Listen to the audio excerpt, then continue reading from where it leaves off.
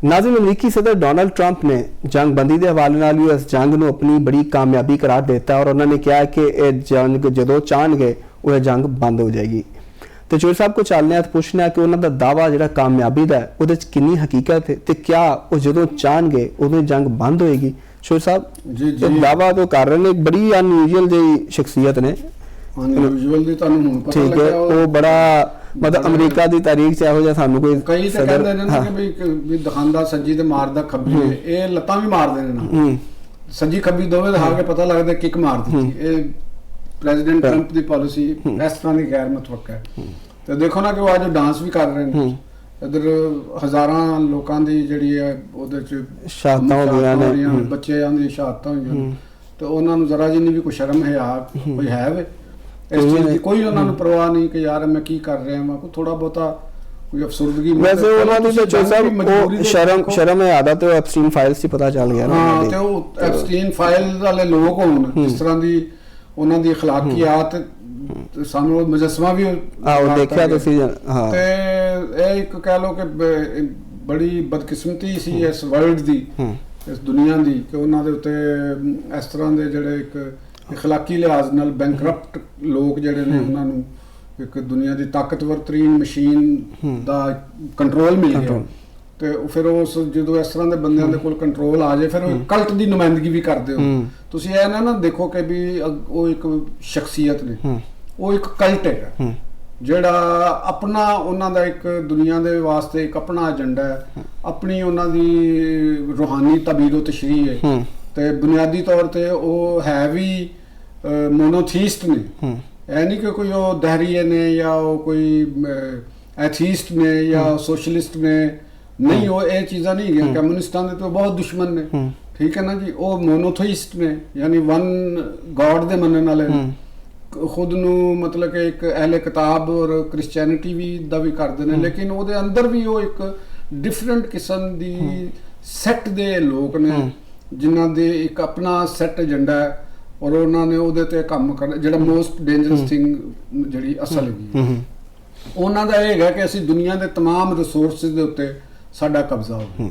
ਠੀਕ ਹੋ ਗਿਆ। ਉਹਦੇ ਵਾਸਤੇ ਪਹਿਲਾ ਕੰਮ ਜ਼ਰੂਰੀ ਸੀ ਕਿ ਦੁਨੀਆ ਦੀ ਸਭ ਤੋਂ ਵੱਡੀ ਔਰ ਤਾਕਤਵਰ ਵਾਰ ਮਸ਼ੀਨ ਦੇ ਉੱਤੇ ਉਸ ਮਾਈਂਡਸੈਟ ਦੇ ਲੋਕਾਂ ਦੇ ਉੱਤੇ ਬੈਠਣਾ ਹੋਵੇ। ਠੀਕ, ਉਹ ਬੈਠ ਗਏ। ਉਹਨਾਂ ਨੇ ਬੈਠ ਕੇ ਤੇ ਪੂਰੀ ਦੁਨੀਆ ਦੇ ਵਿੱਚ ਜਿਸ ਤਰ੍ਹਾਂ ਦੀ ਜਦੋਂ ਦੇ ਉਹ ਆਏ ਨੇ, ਦੇਖੋ ਨਾ ਕਿ ਕਿਸ ਸਫਾਈ ਦੇ ਨਾਲ ਉਹਨਾਂ ਨੇ ਗੱਲ ਕੀਤੀ ਕਿ ਮੈਂ ਜੰਗਾਂ ਬੰਦ ਕਰਾਉਣ ਵਾਸਤੇ। ਫਿਰ ਉਹ ਮੁਸਲਸਲ ਰਿਟੋਰਿਕ ਔਰ ਬੇਸ਼ਰਮੀ ਦੇ ਹੱਦ ਤੱਕ ਉਹ ਅੱਜ ਵੀ ਕਹਿੰਦੇ ਨੇ ਮੈंने जंगें बंद कराई, मैंने 8 जंगें बंद कराई। ਉਹਨੇ ਜੰਗ ਦਾ ਵੀ ਕ੍ਰੈਡਿਟ ਉਹਨਾਂ ਲੈਣਾ ਹੈ ਕਿ ਦੇਖੋ ਮੈਂ ਹੀ ਬੰਦ ਕਰਾਈ। ਠੀਕ ਹੈ ਨਾ। ਇਹ ਮਾਈਂਡਸੈਟ ਕੀ ਹੈਗਾ? ਇਹ ਮਾਈਂਡਸੈਟ ਇਹ ਹੈਗਾ ਇਸਰਾਈਲੀਆਤ ਦਾ ਇੱਕ ਮਾਈਂਡਸੈਟ ਜਿਨ੍ਹਾਂ ਦੇ ਵਿੱਚ ਆਪਣੇ ਮੁਖਾਲਫੀਨ ਨੂੰ ਕਤਲ ਕਰਨਾ ਐਨ ਇਬਾਦਤ ਦੇ ਦਰਜੇ 'ਚ ਰੱਖਿਆ ਜਾਂਦਾ। ਠੀਕ ਹੈ ਨਾ।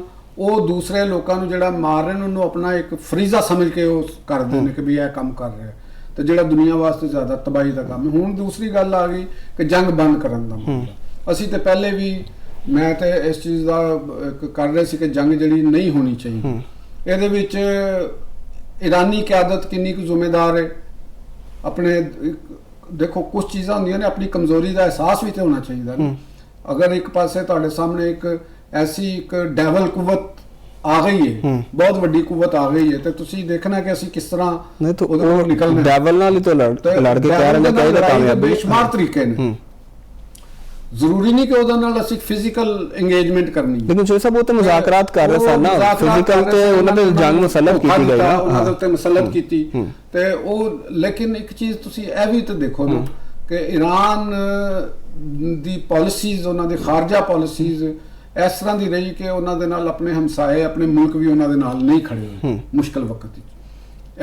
ਇਹ ਵੀ ਤੇ ਅਸੀਂ ਇੱਕ ਸਾਨੂੰ ਮੱਦੇ ਨਜ਼ਰ ਤੇ ਅਸੀਂ ਰੱਖਣਾ ਹੈ ਨਾ ਕਿ ਉਹਨਾਂ ਨੇ ਜਿਸ ਤਰੀਕੇ ਦੇ ਨਾਲ ਫੋਰਨ ਪਾਲਿਸੀ ਨੂੰ ਡਿਵੈਲਪ ਕੀਤਾ ਕਿ ਮੁਖਤਲਿਫ ਪ੍ਰੋਕਸੀਜ਼ ਦੇ ਜ਼ਰੀਏ, ਜਿਵੇਂ ਹੂਸੀਜ਼ ਦੇ ਜ਼ਰੀਏ ਜਾਂ ਹਿਜ਼ਬੁੱਲਾ ਦੇ ਜ਼ਰੀਏ ਜਾਂ ਹੋਰ ਮੁਖਤਲਿਫ ਕਿਸਮ ਦੇ ਜ਼ਰੀਏ, ਤੇ ਉਹਨਾਂ ਦਾ ਰਿਜ਼ਲਟ ਕੀ ਨਿਕਲਿਆ ਕਿ ਜਿਹੜੇ इर्द गिर्द हमसाए सन और वो सारे मुसलमान सन, तो उन्होंने दे बारे च शकूक शुबात पैदा हुए, तो वो सूरत हाल अज आई कि अज उन्होंने कोई नहीं हमला अमरीका ने किया, तो लेकिन जवाबी मिज़ल अटैक जिहड़े ने वो भी मुसलमान मुल्कों ते ही हो रहे हैं। कुछ चाहे जाए कि उन्हों दा मौकफ है कि इत्थे अमरीका के अड्डे ने या उन्हों दे जिन्हां दे भी अड्डे ਹੁਣ ਮੌਜੂਦ ਨੇ। ਲੇਕਿਨ ਸਵਾਲ ਇਹੋ ਹੀ ਆਉਂਦਾ ਕਿ ਤੁਸੀਂ ਤੁਹਾਡਾ ਉਹ ਐਕਟ ਹੈ ਜਿਹੜਾ ਮੁਸਲਮਾਨ ਮੁਲਕਾਂ ਦੇ ਵਿੱਚ ਜਾ ਕੇ ਕਰ ਰਿਹਾ ਹੈ, ਮਤਲਬ UAE ਦਾ ਇੱਕ ਦੇਖੋ ਕਿੰਨਾ ਨੁਕਸਾਨ ਹੋ ਰਿਹਾ, ਉਹਨਾਂ ਦੀ ਕਾਰੋਬਾਰੀ ਕਿੰਨੀ ਡੈਮੇਜ ਹੋ ਜੋ ਸਭ ਇਹਦੇ ਵਿੱਚ ਦੇਖੋ ਹਾਂ ਉਹ ਜਿਹੜਾ ਉਹਨਾਂ ਦੇ ਇੱਕ ਉਧਰ ਗਜ਼ਾ ਨੂੰ ਜਿਹੜੇ ਇੱਕ ਉਹਨਾਂ ਨੇ ਨਵੀਂ ਸਟੇਟ ਬਣਾਉਣਾ ਹੈ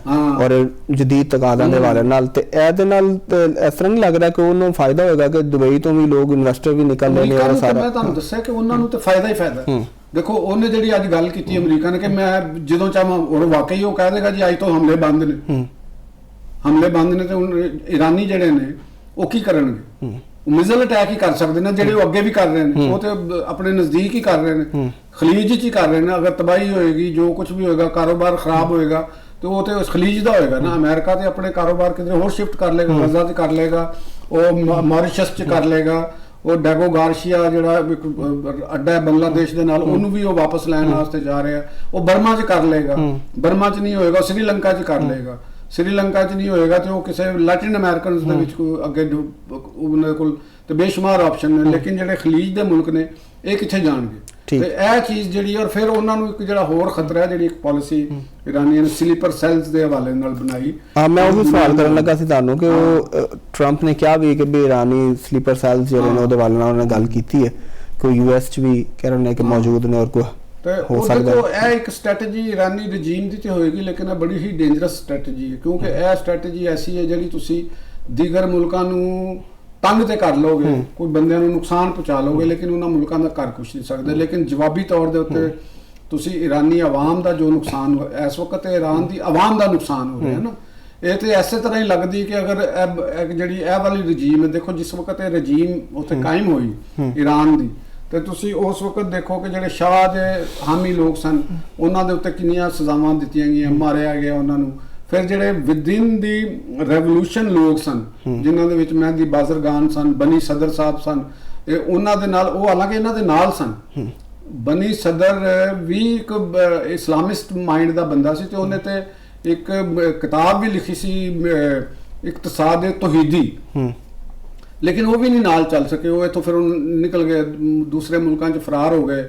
ਯਾਨੀ ਵਿਦਿਨ ਦੀ ਉਹਨਾਂ ਦੇ ਆਪਣੇ ਅੰਦਰ ਹੋਏ, ਫਿਰ ਉਹ ਖੁਦ ਉਹਨਾਂ ਦੀ ਕਿਆਦਤ ਜਿਹੜੀ ਹੈ ਉਹ ਮੁਖਤਲਿਫ ਟੈਰਰਿਜ਼ਮ ਦਾ ਸ਼ਿਕਾਰ ਹੁੰਦੀ ਰਹੀ, ਉਹ ਲੜਦੇ ਮਰਦੇ। ਹੁਣ ਵੀ ਉਹਨਾਂ ਨੇ ਸਲੀਪਰ ਸੈੱਲ ਦਾ ਕਰਨਗੇ ਯੂਜ਼, ਤੇ ਇਰਾਨੀ ਆਵਾਮ ਦਾ ਕਰਨਗੇ। ਮੇਰਾ ਤਾਂ ਖਿਆਲ ਹੈਗਾ ਕਿ ਨਵੇਂ ਅਗਰ ਰਹਿਬਰ ਨੇ ਅੱਗੇ, ਤੇ ਉਹ ਖੁਦ ਬੜੇ ਸਮਝਦਾਰ ਹੋਣਗੇ, ਤੇ ਅਸੀਂ ਉਹਨਾਂ ਵਾਸਤੇ ਦੁਆ ਗੋਵਾਂਗੇ ਕਿ ਅੱਲਾਹ ਤਾਲਾ ਉਹਨਾਂ ਨੂੰ ਜ਼ਿੰਦਗੀ ਵੀ ਦੇਵੇ ਔਰ ਉਹ ਇਰਾਨੀ ਆਵਾਮ ਦੀ ਕਿਆਦਤ ਵੀ ਕਰਨ। ਤੇ ਲੇਕਿਨ ਉਹਨਾਂ ਦਾ ਇਸ ਵੇਲੇ ਸਭ ਤੋਂ ਵੱਡਾ ਫਰਜ਼ ਤੇ ਇਹੋ ਹੀ ਹੈਗਾ ਕਿ ਕਿਸੇ ਵੀ ਤਰੀਕੇ ਦੇ ਨਾਲ ਈਰਾਨ ਦੇ ਆਵਾਮ ਦੇ ਜਿਹੜੇ ਇੰਟਰਸਟ ਨੇ, ਉੱਥੇ ਜਿਹੜਾ ਕਤਲੇ ਗਾਰਤ, ਦੇਖੋ ਜਿਹੜਾ ਇਨਫਰਾਸਟ੍ਰਕਚਰ ਈਰਾਨ 'ਚ ਬਿਲਡ ਹੋਇਆ, ਉਹਦੇ 'ਚ ਇਸਲਾਮਿਕ ਜਿਹੜਾ ਰੈਵੋਲੂਸ਼ਨ ਦੀ ਜਿਹੜੀ ਹਕੂਮਤ ਸੀ, ਉਹਨਾਂ ਦਾ ਵੀ ਇੱਕ ਬੜਾ ਵੱਡਾ ਰੋਲ ਹੈ। ਉਹਨਾਂ ਨੇ ਉਹਨੂੰ ਬਿਲਡ ਕੀਤਾ, ਉਸ ਤੋਂ ਪਹਿਲੇ ਵੀ ਉਹ ਬਿਲਡ ਹੋ ਰਿਹਾ ਸੀ। ਯਾਨੀ ਕਹਿ ਲਓ ਕਿ ਇੱਕ ਸੈਂਚੁਰੀ ਦਾ ਜਿਹੜਾ ਉਹਨਾਂ ਨੇ ਇਨਫਰਾਸਟ੍ਰਕਚਰ ਬਿਲਡ ਕੀਤਾ ਸੀ, ਉਹ ਤਬਾਹ ਹੋ ਗਿਆ। ਤੇ ਇਹਨੂੰ ਦੁਬਾਰਾ ਬਿਲਡ ਕਰਨ ਵਾਸਤੇ ਕਿੰਨੇ ਮਤਲਬ ਕਿ ਬਰਸਾਂ ਦਰਕਾਰ ਹੋਣਗੇ, ਰਿਸੋਰਸਸ ਵੀ ਚਾਹੀਦੇ ਨੇ। ਵਿੱਚ ਇਰਾਨੀ ਸਾਰੀ ਕੌਮ ਗਰਕ ਹੋ ਜਾਏਗੀ, ਤੇ ਉਹਨੂੰ ਕੱਢਣ ਵਾਸਤੇ ਤੇ ਮੇਰਾ ਖਿਆਲ ਹੈ ਕਿ ਕੋਸ਼ਿਸ਼ ਤੇ ਇਹੋ ਹੀ ਹੋਣੀ ਚਾਹੀਦੀ ਹੈ ਕਿ ਕਿਸੇ ਵੀ ਤਰੀਕੇ ਦੇ ਨਾਲ ਕੋਈ ਆਬਰੂਮੰਦਾਨਾ ਤਰੀਕਾ ਹੋਵੇ ਜਿਹਦੇ ਵਿੱਚ ਇਰਾਨੀ ਰਜੀਮ ਵੀ ਉੱਥੇ ਜੰਗਬੰਦੀ ਤੇ ਆਮਾਦਾ ਹੋ ਜਾਵੇ। ਔਰ ਈਰਾਨ ਦੇ ਅੰਦਰ ਅਗਰ ਰਜੀਮ ਤਬਦੀਲੀ ਵੀ ਹੁੰਦੀ ਹੈ, ਤੇ ਅੱਲਾ ਨਾ ਕਰੇ ਕਿ ਉੱਥੇ ਦੁਬਾਰਾ ਉਹੀ ਫਾਂਸੀਆਂ ਦਾ ਤੇ ਇੰਤਕਾਮ ਦਾ ਸਿਲਸਿਲਾ ਸ਼ੁਰੂ ਹੋਵੇ। ਇਹ ਤੇ ਕਿਸੇ ਜਗ੍ਹਾ ਤੇ ਸਟੇਜ ਤੇ ਤੁਹਾਨੂੰ ਬੰਦ ਕਰਨਾ ਪਏਗਾ।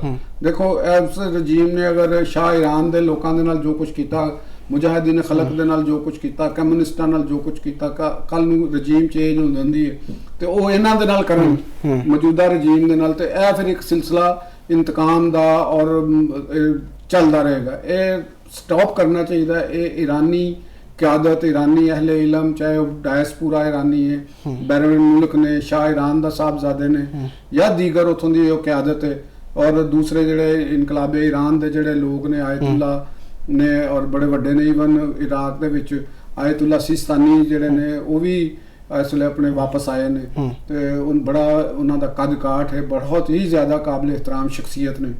तो इस तरह होर भी नजफ दे अंदर भी और कुम के अंदर भी बड़े बड़े वड्डे नामवर लोग जिहड़े ने वो मौजूद ने, और आयतुल्ला शरीयत मदार दे साहबजादे हसन मदार साहब भी बैरूने मुल्क ने, उन्होंने भी इख्तलाफात सन। तो ये सारिਆਂ ਨੂੰ, और आयतुल्ला खमीनी दे साहबजादे ने, ਹਸਨ ਖਮੀਨੀ ਸਾਹਿਬ, ਤੇ ਮੇਰਾ ਖਿਆਲ ਹੈ ਕਿ ਇਹਨਾਂ ਨੂੰ ਸਾਰਿਆਂ ਨੂੰ ਬੈਠਣਾ ਚਾਹੀਦਾ ਹੈ ਔਰ ਈਰਾਨ ਦੇ ਬਿਹਤਰੀਨ ਮਫਾਦ ਦੇ ਅੰਦਰ ਜਿਹੜੀ ਹੈ ਇਹ ਮੈਂ ਈਰਾਨ ਵਾਸਤੇ ਗੱਲ ਕਰ ਰਿਹਾ ਕਿ ਈਰਾਨ ਦੇ ਅੰਦਰ ਜਿਹੜੀ ਇੱਕ ਇੰਤਕਾਮ ਦਾ ਸਿਲਸਿਲਾ ਇਹ ਤੇ ਫਿਰ ਕਦੇ ਨਹੀਂ ਰੁਕੇਗਾ। ਅੱਜ ਉਹ ਨੇ ਕੱਲ ਉਹ ਨੇ ਤੇ ਕੋਈ ਆਪਸ ਵਿੱਚ ਬੈਠਣ ਤੇ ਇੱਕ ਐਸਾ ਕਿਸੇ ਨਤੀਜੇ ਤੇ, ਕਿਉਂਕਿ ਜਿਹੜਾ ਦੇਖੋ ਦੁਸ਼ਮਣ ਹੈ ਉਹ ਤੇ ਦੁਸ਼ਮਣ ਹੈ, ਇਸਰਾਈਲ ਤਾਂ ਦੁਸ਼ਮਣ ਹੈ, ਉਹਨੇ ਤੇ ਈਰਾਨ ਦਾ ਦੋਸਤ ਨਹੀਂ ਬਣ ਜਾਣਾ। ਠੀਕ, ਇਹ ਅਮਰੀਕਾ ਨੇ ਈਰਾਨ ਦਾ ਦੋਸਤ ਨਹੀਂ ਬਣ ਜਾਣਾ। ਮੁਸਲਮਾਨਾਂ ਦੇ ਬਾਹਮੀ ਇਖਤਲਾਫ ਨੇ, ਉਹ ਇਖਤਲਾਫ ਰਹਿਣੇ ਨੇ ਔਰ ਅੱਜ ਵੀ ਨੇ, ਕੱਲ ਵੀ ਨੇ, ਪਰਸੋਂ ਵੀ ਸਨ, ਪਹਿਲੇ ਗੁਜ਼ਰੇ ਦਿਨ ਵੀ ਸਨ, ਸਦੀਆਂ ਪਹਿਲੇ ਬਿਲਕੁਲ ਉਹ ਇਖਤਲਾਫ ਨੇ, ਉਹ ਦੁਸ਼ਮਣੀ ਨਹੀਂ ਗਈਆਂ। ਤੇ ਬਿਹਤਰ ਹੈਗਾ ਕਿ ਆਪਣੇ ਆਵਾਮ ਨੂੰ ਬਚਾਉਣਾ, ਮਾਸੂਮ ਬੱਚਿਆਂ ਨੂੰ ਬਚਾਉਣਾ, ਆਪਣੇ ਇਨਫਰਾਸਟ੍ਰਕਚਰ ਨੂੰ ਬਚਾਉਣਾ, ਇਹ ਪ੍ਰਾਈਮ ਮਕਸਦ ਹੋਣਾ ਚਾਹੀਦਾ। ਖਲੀਜ ਦੀਆਂ ਰਿਆਸਤਾਂ ਦਾ ਵੀ ਇਹੋ ਹੀ ਮਕਸਦ ਹੋਣਾ ਚਾਹੀਦਾ। ਪਾਸਦਾਰਾਂ ਨੇ ਇਨਕਲਾਬ ਦੀ ਕਿਆਦਤ ਦਾ ਵੀ ਇਹੋ ਹੀ ਮਕਸਦ ਹੋਣਾ ਚਾਹੀਦਾ ਕਿ ਤੁਸੀਂ ਮੁਸਲਮਾਨ ਨੇ, ਸਾਰੇ ਮੁਸਲਮਾਨ ਜਿਹੜੇ ਨੇ, ਔਰ ਈਵਨ ਚਾਹੇ ਕੋਈ ਗੈਰ ਮੁਸਲਿਮ ਵੀ ਤੇ ਲੜਾਈ ਤੇ ਉਹਦੇ ਵਿੱਚੋਂ ਨੁਕਸਾਨ ਤੋਂ ਇਲਾਵਾ ਉਹ ਕੁਝ ਨਹੀਂ ਮਿਲਣਾ। ਇੰਨਾ ਨੁਕਸਾਨ ਹੋ ਗਿਆ ਤੇ ਸ਼ਾਇਦ ਕੋਈ, ਅਸੀਂ ਤੇ ਦੁਆ ਕਰਨੇ, ਕਿਉਂਕਿ ਉਹਨਾਂ ਦੇ ਕੋਈ ਤਵੱਕਾ ਕੋਈ ਨਹੀਂ, ਉਹ ਤੇ ਜਹਾਜ਼ ਭੇਜੀ ਜਾਣਗੇ, ਮਾਰੀ ਜਾਣਗੇ। ਹੁਣ ਦੇਖੋ ਨਾ ਤਹਿਰਾਨ ਦੇ ਸ਼ਹਿਰ ਚ ਹਮਲੇ ਹੋ ਰਹੇ ਨੇ, ਬੇਗੁਨਾਹ ਲੋਕ ਮਾਰੇ ਜਾ ਰਹੇ। ਠੀਕ ਹੈ, ਜਿਸ ਦੁਸ਼ਮਣ ਨਾਲ ਉਹਨਾਂ ਦਾ ਵਾਸਤਾ ਪਿਆ ਉਹਦਾ ਤਾਂ ਕੋਈ ਐਥਿਕਸ ਆਈ ਨਹੀਂ, ਕੋਈ ਵੈਲਿਊਜ਼ ਨਹੀਂ ਹੁੰਦੀ। ਉਹਨਾਂ ਦਾ ਦੱਸਿਆ ਕਿ ਉਹ ਕਲਟ ਮਾਈਂਡਸੈਟ, ਉਹ ਡਿਫਰੈਂਟ ਕਿਸਮ ਦਾ ਮਾਈਂਡਸੈਟ ਹੈ, ਜਿਹੜੇ ਜ਼ਾਇਨਿਸਟ ਮਾਈਂਡਸੈਟ ਦੇ ਲੋਕ ਨੇ ਜਾਂ ਉਹਦੇ ਤੋਂ ਵੀ ਅੱਗੇ ਕੁਝ ਕੈਟਾਗਰੀ ਦੇ ਲੋਕ ਨੇ ਉਹ, ਤੇ ਉਹਨਾਂ ਨੂੰ ਤੇ ਇਨਸਾਨੀ ਜਾਨਾਂ ਦੇ ਨਾਲ ਕੁਝ ਨਹੀਂ ਚਾਹੀਦਾ। ਠੀਕ ਹੈ ਚੋ ਸਾਹਿਬ, ਰਿਜ਼ਰਵ ਨੂੰ ਦੇਖ ਰਹੇ ਨੇ। ਤੁਸੀਂ ਕਿਹਾ ਕਿ ਟਰੰਪ ਹੀ ਕਹਿ ਰਹੇ, ਤੁਸੀਂ ਵੀ ਕਿਹਾ ਕਿ ਜੀ ਜਦੋਂ ਟਰੰਪ ਜਾਣ ਅੱਜ ਕਹਿੰਦੇ ਜੰਗ ਬੰਦ, ਤੇ ਜੰਗ ਬੰਦ ਹੋ ਜਾਏਗੀ, ਤੇ ਕਿਆ ਜੰਗ ਸਿਰਫ ਉਹਨਾਂ ਦੇ ਕਹਿਣ ਨਾਲ ਹੀ ਬੰਦ ਹੋ ਜਾਏਗੀ? ਕੋਈ ਸ਼ਰਾਇਤ, ਕੋਈ ਚੀਜ਼ਾਂ ਤੇ ਇਧਰੋਂ ਵੀ ਹੋਣਗੀਆਂ। ਉਹ ਤੇ ਅਟੈਕ ਬੰਦ ਕਰ ਦੇਗਾ ਨਾ। ਹੁਣ ਈਰਾਨ ਦੀ ਜਿਹੜੀ ਗੱਲ ਦਾ ਮਕਸਦ ਮੈਂ ਕਰ ਰਿਹਾ ਕਿ ਈਰਾਨੀ ਪਾਸਦਾਰਾਂ ਤੇ ਅਟੈਕ ਕਰਦੇ ਰਹਿਣਗੇ। ਉਹ ਅਟੈਕ ਕਿੰਨਾ ਤੇ ਕਰਨਗੇ? ਉਹ ਅਮਰੀਕਾ ਤੱਕ ਤੇ ਉਹਨਾਂ ਦੇ ਕੋਲ ਮਿਜ਼ਾਈਲ ਸਿਸਟਮ ਨਹੀਂ ਤਿਆਰ ਹੋਏਗਾ। ਉਹ ਦੁਬਾਰਾ ਫਿਰ ਮਹੀਨੇ ਬਾਅਦ, 15 ਦਿਨ ਬਾਅਦ ਫਿਰ ਅਟੈਕ ਕਰ ਦਿਆ ਕਰਨਗੇ। ਤੇ ਇੰਜ ਰਿਜ਼ਲਟ ਕੀ ਨਿਕਲੇਗਾ ਕਿ ਈਰਾਨ 6 ਲੱਖ ਮਰਬਾ ਮੀਲ ਦਾ ਰਕਬੇ ਦਾ ਮੁਲਕ ਹੈ, ਵਸਾਇਲ ਤੋਂ ਭਰਪੂਰ ਹੈਗਾ। ਉਹ ਕੀ ਕਰ ਸਕਦੇ ਨੇ? ਉਹ ਤੁਹਾਡੇ ਆਇਲ ਰਿਜ਼ਰਵ ਦੇ ਉੱਤੇ ਆਪਣੀਆਂ ਫੌਜੀ ਬਿਠਾ ਦੇਣਗੇ ਆ ਕੇ। ਬਾਕੀ ਪੂਰਾ ਮੁਲਕ ਜਿਵੇਂ ਅਫਗਾਨਿਸਤਾਨ ਵਾਰਲੌਰਡ ਚ ਤਕਸੀਮ ਹੋ ਗਿਆ, ਇੰਜ ਪੂਰਾ ਮੁਲਕ ਵਾਰਲੌਰਡ ਚ ਤਕਸੀਮ ਹੋ ਜਾਏਗਾ। ਪੂਰੇ ਉੱਥੋਂ ਦੇ ਆਵਾਮ ਮਾਰੇ ਜਾਣਗੇ ਸਾਰੇ ਦੇ ਸਾਰੇ, ਰੋਜ਼ ਲੜਾਈਆਂ, ਰੋਜ਼ ਦੰਗੇ। ਔਰ ਇਰਦ ਗਿਰਦ ਮੁਲਕ ਵੀ, ਪਾਕਿਸਤਾਨ ਵਾਸਤੇ ਵੀ, ਸੈਂਟਰਲ ਏਸ਼ੀਆ ਵਾਸਤੇ ਵੀ ਇਹ ਮਸਾਇਲ ਪੈਦਾ ਹੋਣਗੇ। ਚੀਨ ਨੂੰ ਵੀ ਚਾਹੀਦਾ, ਚੀਨ ਦੇ ਸਭ ਤੋਂ ਵੱਡੇ ਮਫਾਦਾਤ ਨੇ, ਯਾਨੀ ਚਾਈਨਾ ਦੀ ਕਿਆਦਤ ਦਾ ਕੰਮ ਹੈ ਕਿ ਤੁਹਾਡਾ ਕੰਮ ਸਿਰਫ ਪੈਸੇ ਕਮਾਉਣਾ ਨਹੀਂ ਰਹਿ ਗਿਆ। ਈਰਾਨ ਦਾ ਸਭ ਤੋਂ ਵੱਡਾ ਆਇਲ ਦਾ ਖਰੀਦਦਾਰ ਚੀਨ ਹੈਗਾ, ਸਸਤਾ ਆਇਲ ਲੈ ਰਹੇ ਆ। ਉਹਨਾਂ ਦਾ ਕੰਮ ਨਹੀਂ ਹੈਗਾ ਕਿ ਉਹ ਇੱਥੇ ਆ ਕੇ ਤੁਸੀਂ ਆਪਣਾ ਪ੍ਰੋਫਿਟ ਕਮਾਉਣਾ।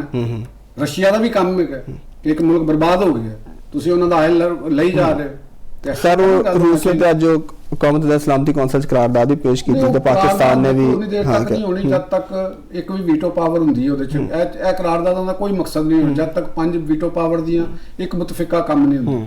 ਈਰਾਨ ਜਿਹੜਾ ਬਚਾਉਣ ਵਾਸਤੇ ਸਾਊਦੀ, ਇਹਨਾਂ ਨੂੰ, ਚਾਈਨਾ ਨੂੰ ਔਰ ਰਸ਼ੀਆ ਨੂੰ ਇੱਕ ਰੋਲ ਪਲੇ ਕਰਨਾ, ਔਰ ਇਵਨ ਇੰਡੀਆ ਨੂੰ ਰੋਲ ਪਲੇ ਕਰਨਾ ਚਾਹੀਦਾ ਸੀ। ਜਿਹੜੇ ਉਂਝ ਤੇ ਬੜੇ ਮਾਮੇ ਬਣੇ ਹੁੰਦੇ ਨੇ ਹਰ ਚੀਜ਼ ਦੇ। ਉਹ ਨਰਿੰਦਰ ਮੋਦੀ ਤੇ ਬੜੀ ਤਨਕੀਦ ਵੀ ਹੋ ਰਹੀ ਹੈ ਜਿਹੜਾ ਆਇਲ ਟੈਂਕਰ ਹਮਲਾ ਹੈ ਨਾ, ਉਹ ਇੰਡੀਆ ਦਾ ਆਦਮੀ ਕੋਈ ਨਹੀਂ। ਤੁਹਾਨੂੰ ਤੁਸੀਂ ਪਹਿਲੇ ਕਹਿੰਦੇ ਰਹੇ ਸੀ ਇੰਜ ਕਰ ਦਾਂਗੇ, ਜਦੋਂ ਅਮਰੀਕਾ ਨੇ ਤੁਹਾਨੂੰ, ਟਰੰਪ ਨੇ ਦਹਾਈਆਂ, ਤੁਸੀਂ ਆਰਾਮ ਨਾਲ ਬੈਠ ਗਏ। ਈਰਾਨ ਦਾ ਵੀ ਤੁਸੀਂ ਉਹਨਾਂ ਦੇ ਕੋਲ ਫਾਇਦੇ ਲੈਂਦੇ ਰਹੇ ਹੋ, ਤੇਲ ਅੱਜ ਵੀ ਲੈ ਰਹੇ ਹੋ, ਤੇ ਮੁਸ਼ਕਲ ਟਾਈਮ ਦੇ ਵਿੱਚ ਕਰਨ ਵਾਸਤੇ। ਠੀਕ ਹੋ ਗਿਆ ਜੀ ਸਾਹਿਬ।